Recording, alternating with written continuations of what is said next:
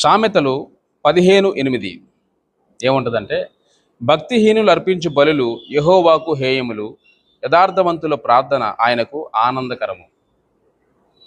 ఈ వాక్యాన్ని మనం పరిశీలిస్తే భక్తిహీనులు యథార్థవంతులు ఇద్దరు కనిపిస్తున్నారు. పరిశుద్ధ గ్రంథంలో సామెతలైన పుస్తకాన్ని మీరు చూస్తే 31 చాప్టర్లు కనిపిస్తాయి, 31 చాప్టర్స్. ప్రతి చాప్టర్లో మీరు పరిశీలిస్తే రెండు మాటలు కనిపిస్తాయి. అదేంటి? భక్తిహీనులు, భక్తిపరులు, నీతిమంతులు, దుష్టులు అనేటువంటి మాటలు కనిపిస్తాయి. భక్తిహీనులు అర్పించు బలులు యెహోవాకు హేయములు. భక్తిహీనులు అంటే దేవుని యందు భక్తి లేనివారు. ఉదాహరణకి ఆదికాండంలో మనం చూస్తే ఆదాము కనిపిస్తాడు. మొట్టమొదటి వ్యక్తి ఆదాము. తనకి 2 కుమారులు, కయ్యేను, ఏబేలు.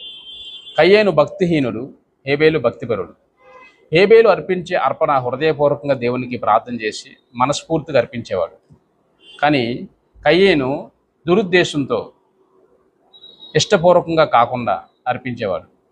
అందును బట్టి దేవుడు యెహోవా ఏబేలును ప్రేమించేవాడు, ఏబేలుతో మాట్లాడినట్లుగా మనం చూస్తాం.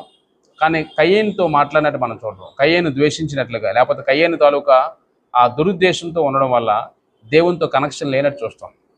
కానీ ఏమవుతుందంటే, కయ్యేను భక్తిహీనత వల్ల తన తమ్ముడైన హేబేలు యొక్క భక్తిని బట్టి అసూయపడి తనను చంపినట్లు కూడా మనం చూస్తాం.